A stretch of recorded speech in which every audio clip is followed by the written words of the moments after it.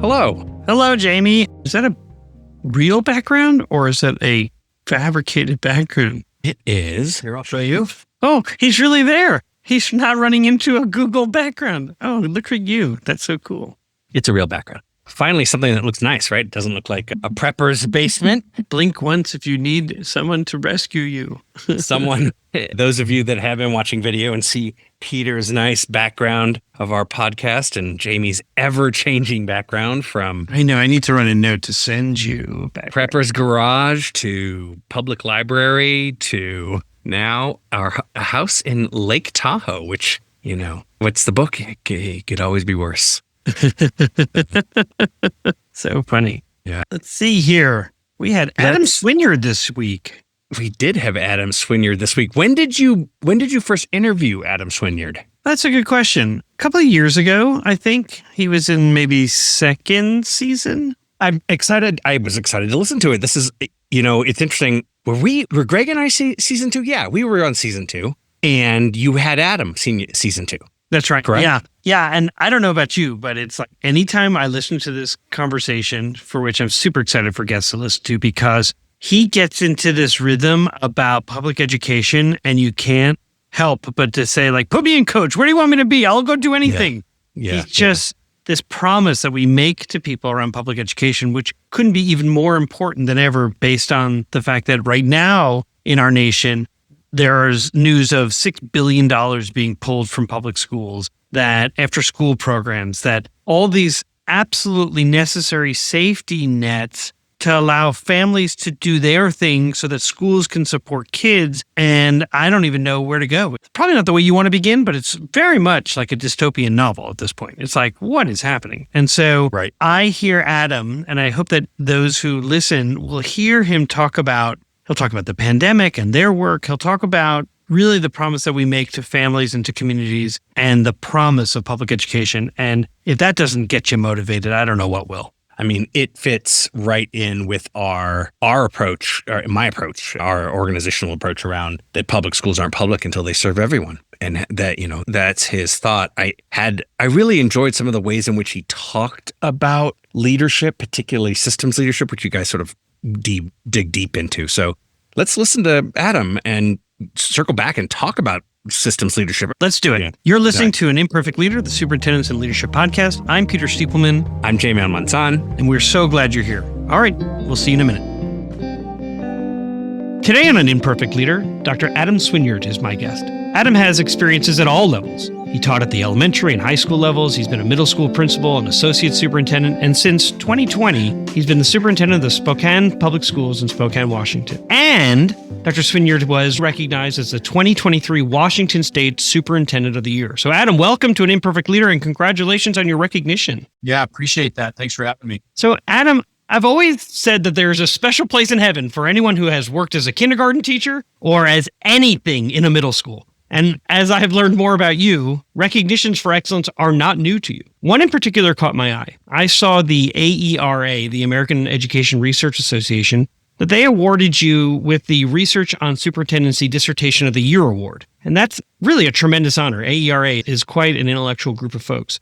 And I wonder, would you tell us just a little bit about your dissertation topic, what you learned, and how that learning has influenced you as a leader? Yeah, so my dissertation focus was really centered around organizational learning, extent to which educational entities engage in that type of practice, and leverage to the greatest extent possible a systems thinking approach as the organization is learning about itself. So my dissertation centered around steps that principals can take to turn their school into a learning organization, that they are tapping in and fostering an awareness of the attributes of a high-performing school, of which there are a range of theoretical models, some 7 attributes of a high-performing school, 10 or 12. There's a number of different theoretical models out there. And the dissertation was more about not a particular theoretical construct of high-performing schools, but the extent to which the principal has identified a construct and then is seeking to be continually learning about the prevalence of those attributes inside of their school, whether that's through informal conversations or more formal structures like a staff and student and family perception survey. And so, really about leaders fostering a sense of an awareness and an understanding of the context in which they serve, and recognizing the interconnectivity between a myriad of factors that play into whether or not a school is successful, whether that's a sense of safety or academic expectations or shared decision making, aspects of morale and joyfulness, whatever those attributes are. How is the principal being attentive to those things and seeking to leverage, systems change, recognizing that those variables interact with each other and there isn't one singular variable that would necessarily translate into the success of their school. That it's the ecosystem of variables that makes the difference. So that's interesting. I mean, you could look at Peter Senge's work, you could look at all these other sort of system thinking experts. And one of the things that they certainly talk about, and you have just referenced, is the connectedness between and among systems, internally within your system, externally, those that are influencing you. To some extent, superintendents or principals have control over certain parts of the system and others, they don't. And I'm kind of curious, were you looking at a particular school? Were you looking at a particular set of schools? And what was something that you learned from that you took to your own role as a leader? Yeah, so the instrument that I used for my dissertation was evaluating the extent to which principals utilize some type of survey to monitor the attributes of a high-performing school inside of their district. And then was there a correlation between the school's academic performance and the principal's use of that particular type of approach?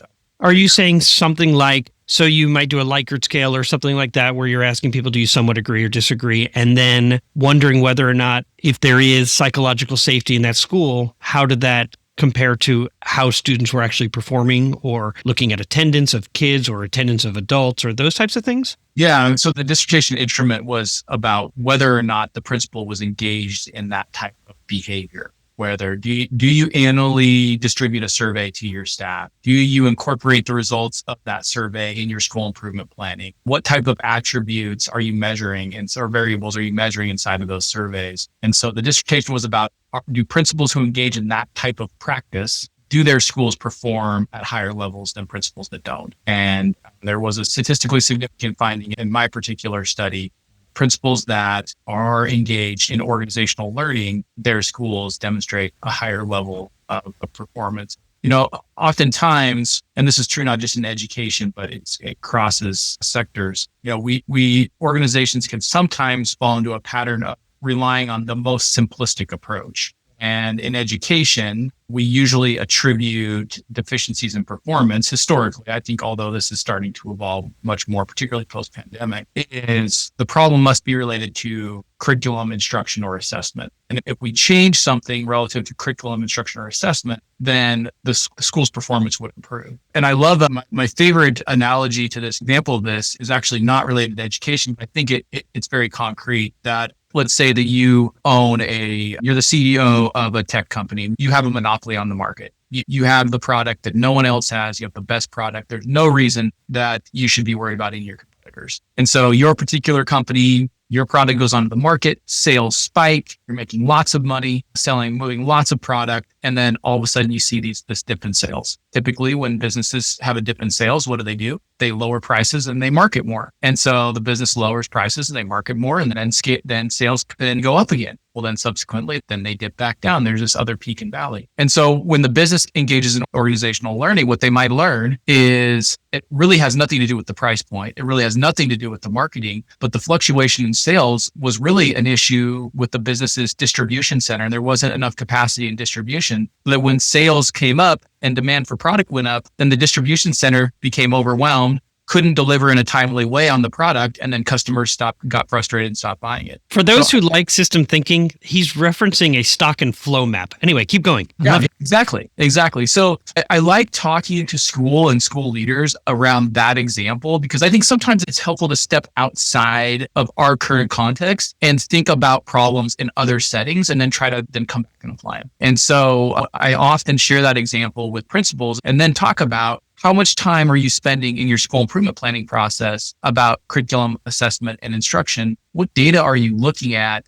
We have an elementary in our school district that has 50% of the kids are chronically absent. They have very strong core instruction. Lots of great things are going on in the classroom. When we disaggregate their data, what we find is when the students come to school, their growth is pretty significant. So the focus of that school improvement plan likely should be centered around supporting families, supporting students to make sure that they have a higher level of attendance. That's just unfortunately antithetical to maybe where we've been in K-12, that we have put a lot of emphasis, and understandably so, around curriculum assessment and instruction, but there are other variables that are accounting for the variance and the differences in results. And unless we're engaged in organizational learning, we may not unearth those. I love this conversation. I will move on to another piece of the conversation, although I'll leave you with one thought I was having was, as you were talking about kids who are chronically absent, there are also those schools where there is a constant turnover of teachers. And so while you may have the most effective curricular plan, scope, sequence, great instructional models, but you're perpetually training people to learn them, then you're not seeing the kind of results. And then you sometimes get that Mozart effect, sort of. You have a rotating or revolving door of superintendents. And so the district is constantly having a new person who then says, well, we're going to use this program. And there's sort of this initial spike of achievement or progress, and then it dips again. So as you were talking through the stock flow map, there's so many pieces to that. And we quite frankly don't get that kind of training when we're going through our programs. At least that was not my experience, in terms of thinking not just about that one data point and what does that mean for curriculum instruction, but all the pieces of the system and our practices.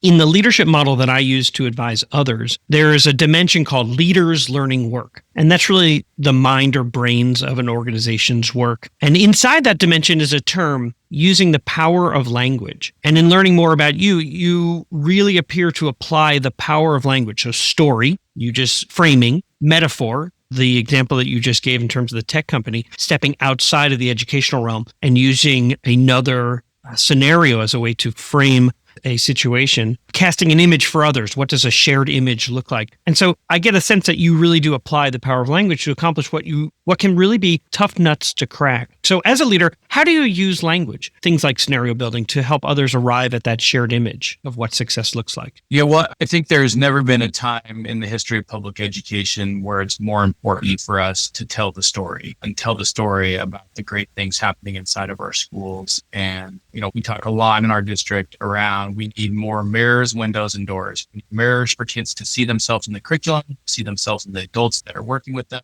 We need windows for kids to see out into the world, and we need windows for our families and our community to see what it looks like and see the joyfulness, see the activities. I always laugh with people that, in our culture, it has not become uncommon for people to put cameras inside of their homes because they love their pets so much. They want to see what their pet's doing during the day. And, our culture has changed it. Our families, they want to see what their kids are doing during the day. They want to have that shared experience. That's become an expectation of our culture, that you can see and feel and touch spaces that maybe you're not physically in. And so we really pushed ourselves to think about that. And then to have doors that kids can go out into our community, but also our district belongs to the community we serve, and people should be able to come in and be a real active participant. So I think the first thing comes to my mind when you say that is telling our story and providing mirrors, windows, and doors is really important. And I totally agree. 10, 15, 20 years ago, where people received their information was so much more narrow. When I was growing up, my dad, he read the paper. That's where a lot of his worldview, a lot of his sense making, a lot of his awareness of current events came from the morning newspaper. And if you were special, you had the set of encyclopedias in your house. And if your parents were paying for it month by month, you may have only had A through L for a while until they had enough money to get the rest of the alphabet. Yeah, exactly. So you have this, this very narrow sources of information. Well, now you've got this explosion of places that people get their information. They might get it from the newspaper, but there could be 100 or so websites they get it from. They could be social media they might get it from. There's all these different TV stations and streamings and documentation. There's this explosion of all these different places people can take in and develop their own perceptions and worldviews. And so we have a lot to compete with. And there's only so many opportunities to really capture attention and to tell the story. So I do think it's more important than ever that we're thoughtful about the structures we're leveraging to do that, but also the way, and to your point, language and telling stories and giving examples and being really clear and trying to foster coherence around what it looks like to be in a public school and what the mission of public school is and why it's so important and why it's so relevant is really critical. I've actually spent a lot of time reading literature about the business sector and how the business sector talks about ideas and, make it stick is a really popular one that a lot of people have read. And I've read it 2 or 3 times just because I think it's so relevant that intentionality around communication has to be so strategic now in a way that those demands are just greater than ever because there's so much to compete with. Adam, I ask this question of every guest who comes on the podcast. How does the term an imperfect leader resonate with you? Well, I love that term because I really feel like in this current moment, one of the most important attributes of a leader is to be human and to be vulnerable and to be deeply committed to getting it right over being right. And I think, unfortunately, for a litany of reasons, a lot of people in our community across the country, the stereotype they carry of a leader is antithetical to someone who's human, who's vulnerable, makes mistakes. And I think that has created a level of separation and, unfortunately, maybe a level of mistrust that has not allowed us to go as far and as fast as maybe we could. So I spend a lot of time trying to be very open and very vulnerable about mistakes, where we've gone wrong as a school district, where we need to get better. My job is to tell the story, and the story can't be authentic unless you're telling the best parts and celebrating the great things, but also recognizing and acknowledging that we have a long ways to go. And we will say sorry and we will apologize and we will own it when we've done wrong. And I think, unfortunately, school districts have built a lot of walls and they've taken a defensive posture. And that happens because of, litigation and critique and, lots of different reasons. But I think in the long run, a defensive posture and a lack of transparency and a lack of openness and willingness to acknowledge what's imperfect actually creates more distrust, more frustration, more public comment at school board meetings, more angry emails, more civil rights complaints versus getting in a room and saying, I am so sorry. I tell our leaders all the time, apologies are free. They don't cost anything. And that's an important part of being in a relationship and being in community with each other. And if we aren't willing to do that, then it's going to be really difficult for us to partner with the people that we serve, whether it's staff, families, and kids. Like, kids need to see adults model that they're not perfect and that they make mistakes. And we need to model for them what it looks like to say they're sorry and to ask for forgiveness and to try to pursue the win-win. And I think that is, at least in my journey, that has been antithetical to some of the draconian culture of public education. And we'll be right back. Hey, district leaders, I know you already know this. In schools worldwide, cell phones are posing real challenges on student engagement and mental well-being, and I want you to meet Yonder, a proud sponsor of an Imperfect Leader. And let me share this story from a visit I made to some schools in Silicon Valley. I asked some kids what they liked about Yonder, and after some funny looks, they shared that actually, with Yonder, teachers don't have to battle with them over phones anymore. In fact, one kid said to me he didn't have to worry anymore about his parents texting him in class, and the kid next to him sort of shoved him and goes, "Texting? My mom used to FaceTime me in class." I want to introduce you to a support system that increases teaching and learning. I want you to discover why 1 million students choose Yonder daily. Minimize distractions, maximize learning potential. To learn more, go to overyonder.com. YONDR.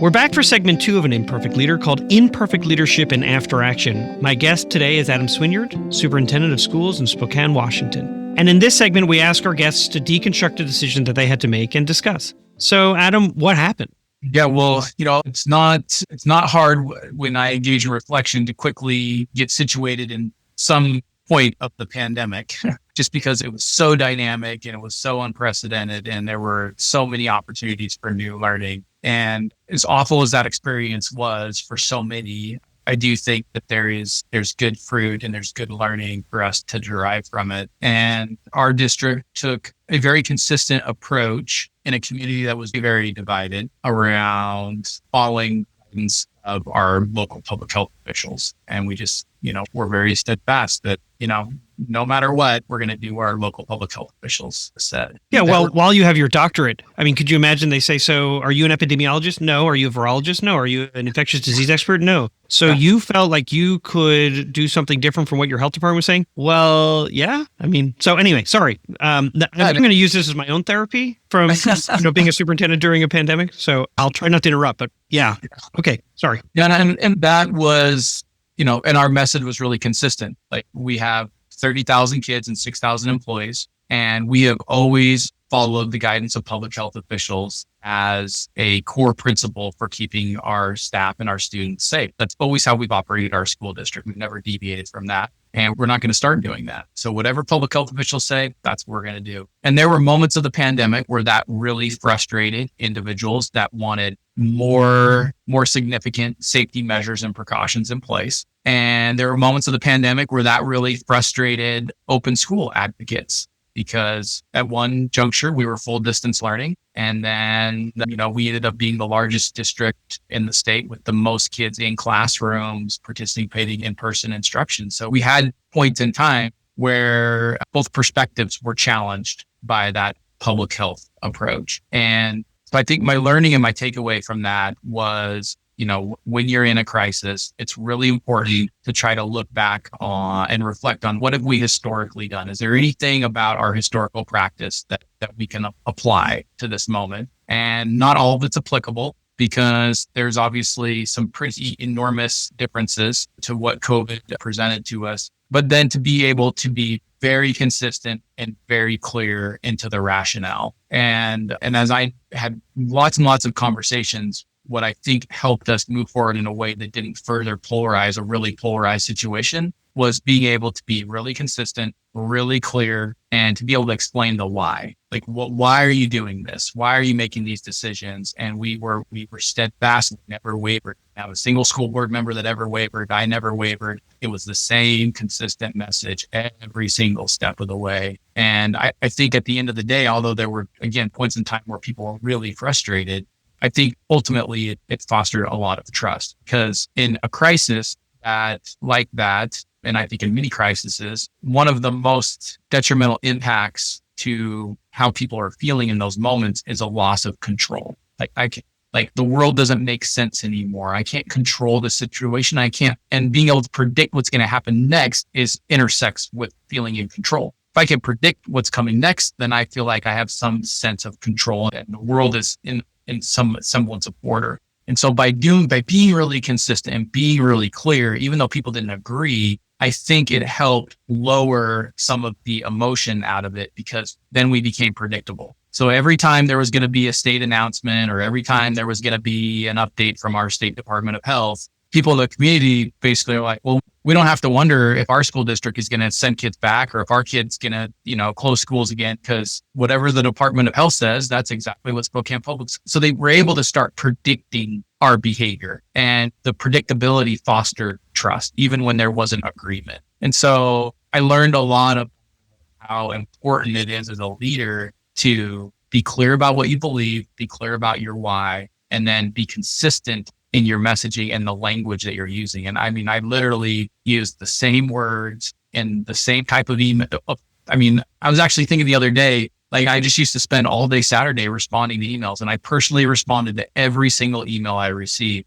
But the language was very similar, and that consistency was really important. It has to be. You know that they're sharing your responses widely. And to your point about earlier, your dad got his information from the newspaper. Now everyone's getting their information lots of different ways and lots of different platforms on social media. And so how do you make sure that your message remains consistent? Because the moment it deviates or shifts in any sort of way, now he's saying something different. So that's really interesting. When you look at, the pandemic is a really large topic to talk about, and you could break it down into, the virtual learning or distance learning as full distance learning as you described it, or masks, or what does hybrid look like, or what does food distribution or technology look like. So there are lots of different subparts to the pandemic. Are there pieces, as you now look back, that you felt as a system, not you individually, but as a system, got overlooked? I'm not sure I would use the word overlooked. I think what I would say is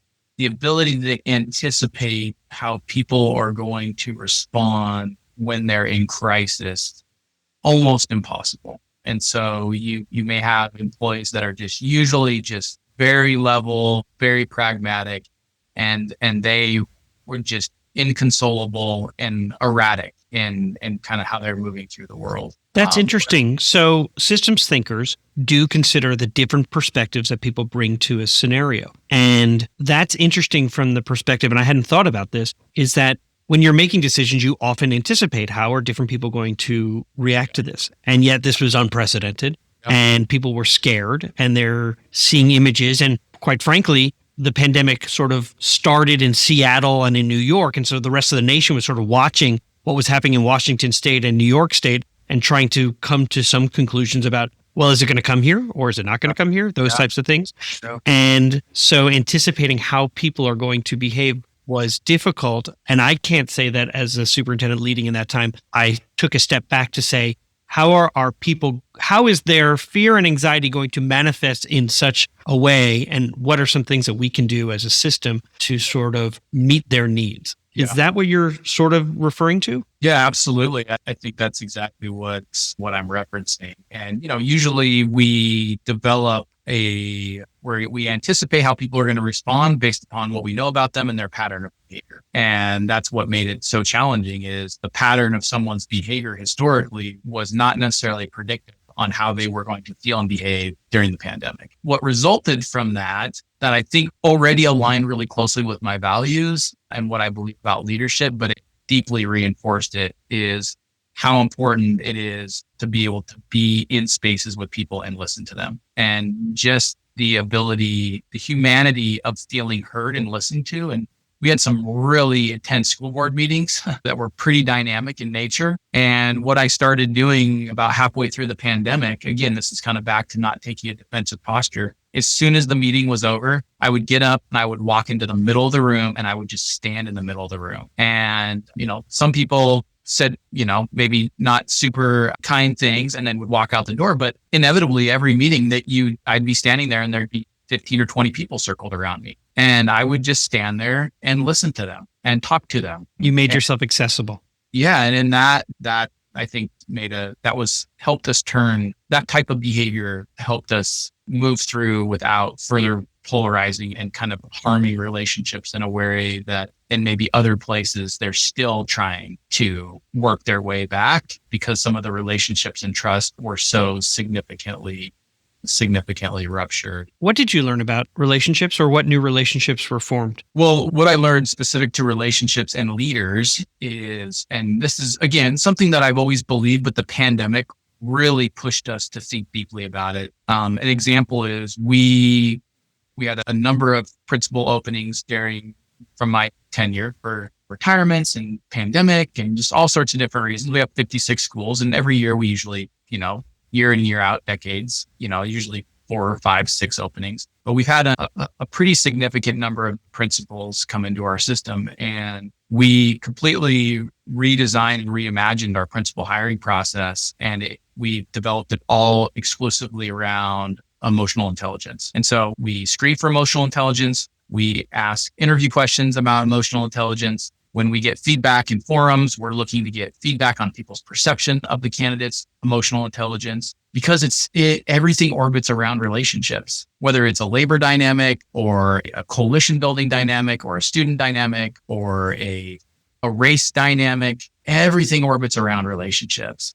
And so leaders that have an astute ability to understand their own emotions and be aware of their own emotions, and to be able to interpret verbal and nonverbal emotions of others, and then make leadership decisions based on their ability to interpret those things, is invaluable to almost everything a leader does. And what's really interesting is the profile of the human being that you select when you are recruiting and hiring for emotional intelligence. It's a different profile of human being. They have less years of experience. They have less degrees. They have less certifications. They don't have some of the characteristics that we would maybe historically associate with somebody who is ready to be a principal. But they are amazingly successful in leading their schools. And then they need some support because they maybe don't have as many years of experience, that they make some technical mistakes, or in some cases, they make a lot of technical mistakes. And what we've decided is that we're going to invest in building a leadership group that has very high emotional intelligence. And then we can teach them and train them around the technical details.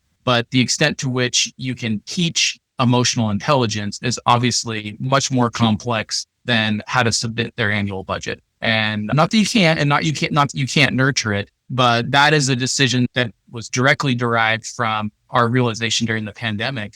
What principals are doing the best navigating this with their staff? And it was the ones that had very high emotional intelligence. What frustrated you?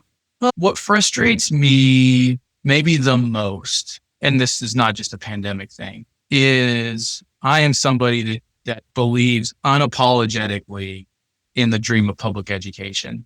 I believe in the dream that no matter who you are, no matter where you came from, no matter what your background is, there is hope for you to be happy and successful through public education. And I believe in that dream. I think it sits at the core of who we are as a country and our journey. The dream is not fulfilled. We're not there yet, but the dream in and of itself is so virtuous and is so American and is so worthwhile of us investing in, to realize that I really struggle with disappointment when I see messages and narratives that sensationalize the challenges and the failures of public education. And I'll be the first one to admit we have lots of things to success. And I've got a great elevator speech about Spokane Public Schools. And there's some very real improvements that need to be made. And there are some really significant failures. And I think confronting those and talking about those are really important. But when I see an attempt for either attention seeking or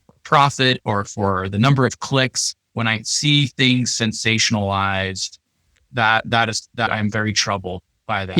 Using the pandemic as a way to, since you're in the seat and have to be careful about how you talk about it, although I think you've been really forthright, using public education and the pandemic as a way to continue this campaign for what is considered a reform, so vouchers or any other way that one might divert monies for public education and diverting it toward private entities, is an absolute assault on public education. And I have never heard it so beautifully stated in terms of the promise that we make, the contract we have with our families and our communities to provide them the very best education. And you're continuously working to improve. That is not a reason to raise a white flag on the most important institution in our country. Yeah, no, Spokane Public Schools, we are the only public school system in the state of Washington that is a charter authorizer. And so we have 2 charter schools that we authorize. We have a strong parochial system. We have a parochial school in our community that's renting one of our facilities. I'm a strong supporter that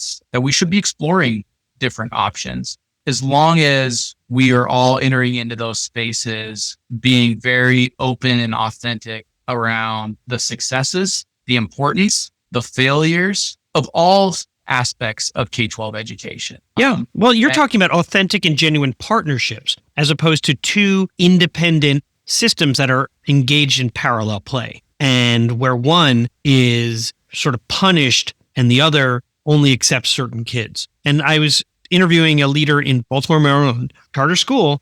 They are a neighborhood school. There isn't preferential who gets in, who doesn't get in. And that is a very different system than what you see in some other states where there are 2 different tracks and one doesn't even have to report its state assessments, or it's not used as any part of their accreditation. And so those are problematic. Yeah. And what I continue to center on is, again, I think there's a space and a value of options, but we shouldn't be pushing one road down to lift the other up. We should talk about the attributes, both good and bad, of all the different types of educational options in K-12. We should be open and authentic and honest about the merits and the setbacks of both, but the failures of one should not be sensationalized for any reason. Right. Neither system should be vilified as a way to promote the success of the other. So, that's why I just think it's really important to tell the story of public education, and we should have open, honest conversations around, the different structures and different options that have been created. And let's have that open, honest conversation, but to sensationalize or demonsterize one particular option, I think is really unfortunate given the significant role that public education has played in our country's success. Well said. In the end, what was something that was good that came out of your experience? So many things. I love the fact that as you are recruiting great leaders, that emotional intelligence has played a sizable role in how you recruit now. That's different from what I've heard others talk about, and that's really impressive. I wonder what else has been a positive that has come out of this. I think I'm so hopeful for the future. The pandemic was really hard and it fractured a lot of things and a lot of relationships and a lot of families. And we're still standing and we're still moving forward. And I am more hopeful for who we are as a country and who we are as a people. And our systems and structures are not perfect, but they can see us through really hard times and really tough things. And there's still some harm and some repair that needs to happen. And there's probably lots of important conversations on all sorts of levels, but it did make me so optimistic around who we are as a people, and to see the community come together and to see us supporting each other and to see frontline workers going to work every day and teachers going into classroom. We had special education teachers that they never left our schools. There was no distance learning for them. They never left. They never stepped away from being next to their kids, supporting them and the needs that they had. So I really think the pandemic, although it surfaced some things that were ugly, I do think it demonstrated all the best values, all the best characteristics of who we are as a people. And I think sometimes we lose a little sight of that. We lose a little sight of, you know what, at the end of the day, we got through it. We can go through hard things and we'll learn from them and we'll be better because of them. But there's a lot to be proud of. And I hope I hope when history looks back on that moment, I hope that is the preeminent story. Not a community coming together. So that it wasn't just a moniker of we are one, we're in this together, united, all of those kinds of things. You actually were living that, and you got to see incredible examples in and outside the system of support for children, families. We know that the pandemic exposed so many of the inequities that already existed within our communities. And what I think I hear you saying is, and we did something about it. And people stood up. I mean, we served over almost 2 million meals during the pandemic. I mean, we had people, out every day walking the streets, knocking on doors, checking on kids, making sure they had what they need. I mean, the extent to how people showed up to be there for one another, pretty amazing. My guest again was Adam Swinyard. Adam, when they were awarding you the Superintendent of the Year award, the Washington State Association of School Administrators made note of your efforts to not just promote equitable practices, but to pursue those efforts with, quote, fierce commitment. Talking with you today has made it very clear why you were their choice. Thank you for your commitment to children, for sharing your words with superintendents across our nation and in the 20 countries who have subscribed to this podcast. So thank you so much. I really appreciate your time. Yeah, appreciate it. Thanks for having me. Take care. Okay, we're back. What a great conversation with Adam Swinyard. I'm going to leave it to you first if you've got some thoughts, your own takeaways. So take it away.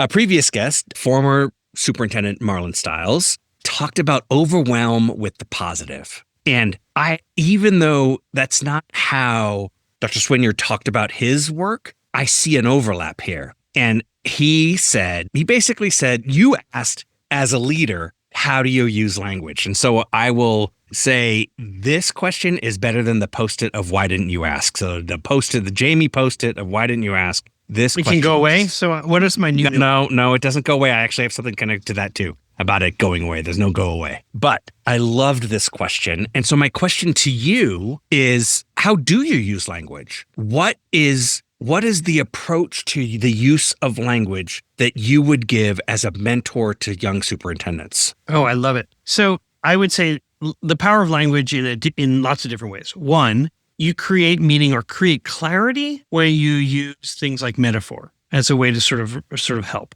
I believe that scenario building is super helpful as you are working through potential issues or when you're working towards convenings, bringing people together. When you do some scenario building together, it will get you to that question of what do we want to create together?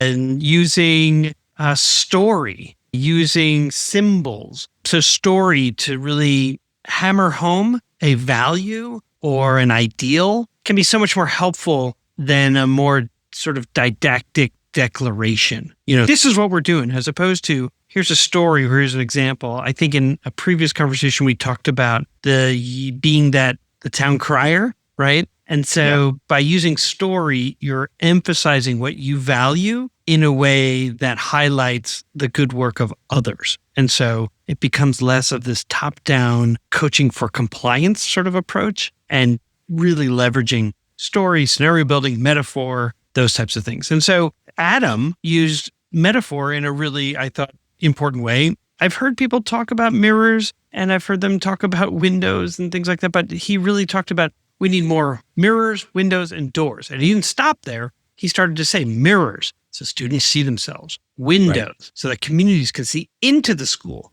which is so new for me. I hadn't even thought about it. I always saw it as like one-way windows out of the school where kids could see possibilities outside. And he was flipping it and saying, oh, no, I wanted a two-way mirror so that people can see the good things that are happening within your buildings. And then, of course, doors for students to go out and the community to come in. And so that's a great example, I thought, of using language. I loved it. Your explanation there makes me think of one of my favorite pieces of advice you have given to other superintendents, and that is the give out free passes to the football games, to the choir performances, to the whatever, the universal pass. I just love this idea. And I can't claim ownership of that. My mentor, Linda Henke, said, Peter, I took over a school district that was 1 point from being unaccredited. And when I left 13 years later, we were 99 out of 100 points. And one way was that from the very beginning, I said, we've got to engage a community that had been voting against its schools. Right. They had, right? I mean, they were told, vote no on the bonds, vote no on the levies, find alternatives to these schools. You don't want your kids here. Yet she's walking around and seeing some brilliant things happening in a lot of ways, some other things that she thought... Amplify the positive, right? Once again, amplify the positive over and over again.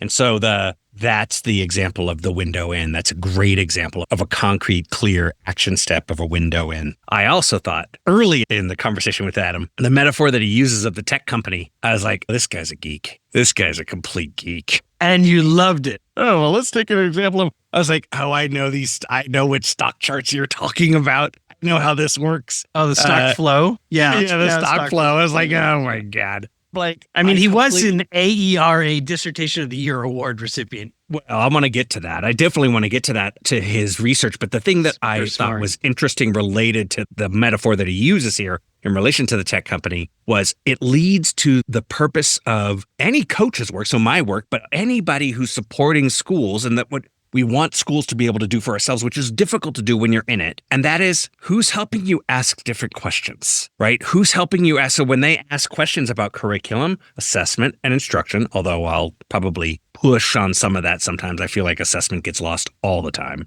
And I don't mean like state assessment. I mean, do you know what kids don't know? But we ask those questions a lot. I think we do. So I agree with him there. To get to the attendance question requires someone else helping you think about school performance differently. And I loved that idea.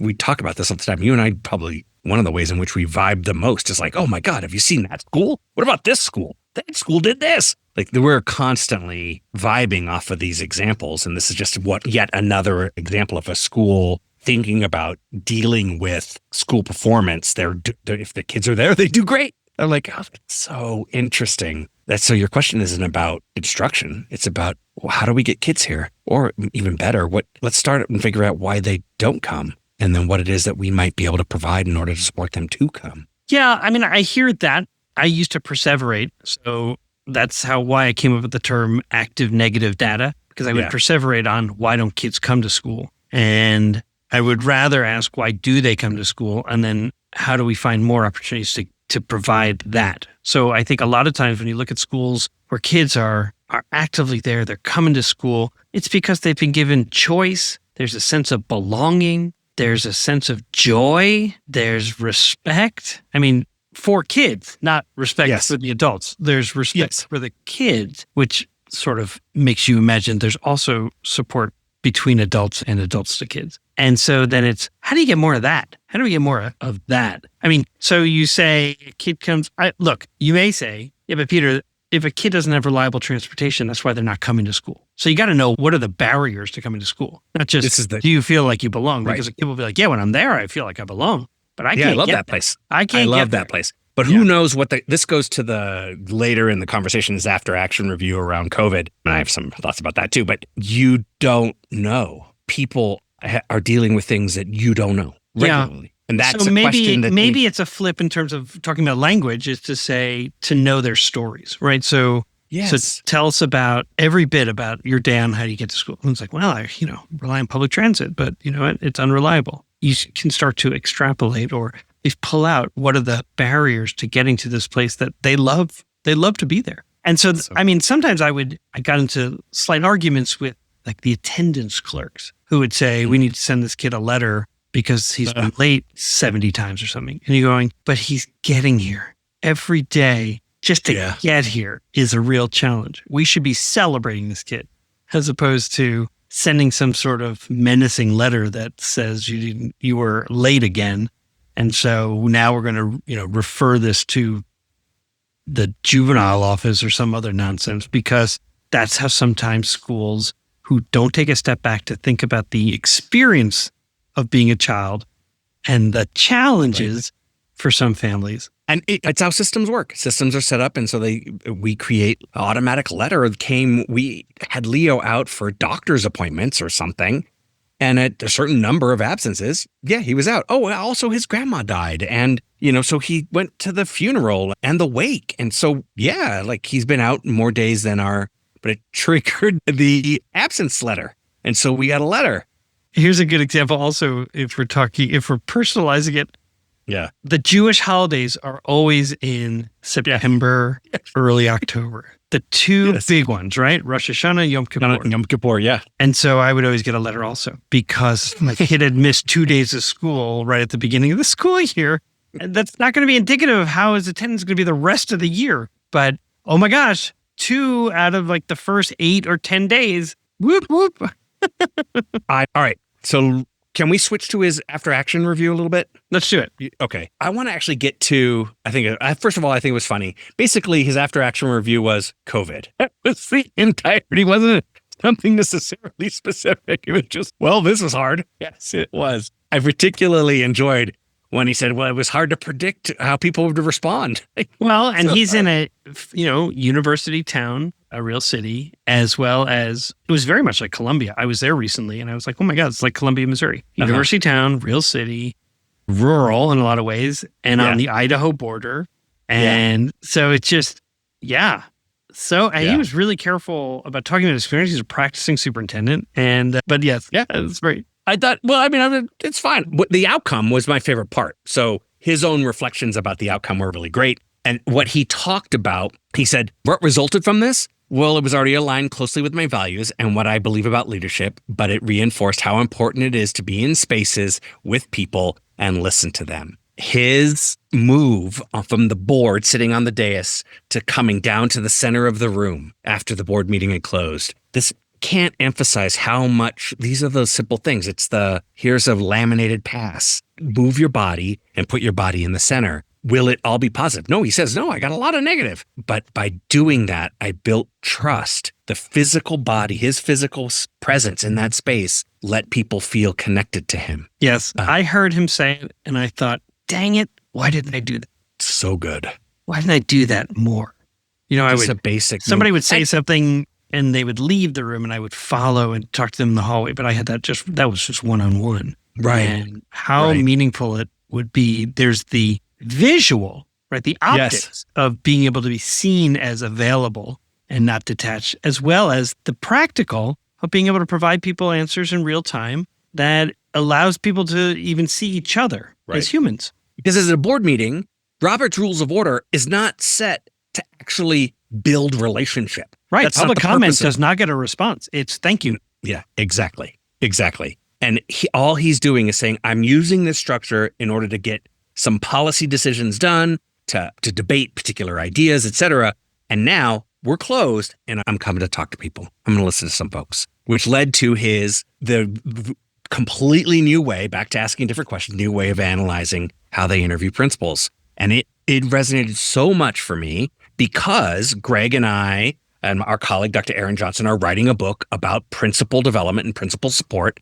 And I would say a third of the book to 50% of the book is about emotional intelligence. It's pretty much everything. And as someone who goes through getting your principal license has nothing about emotional intelligence, absolutely nothing.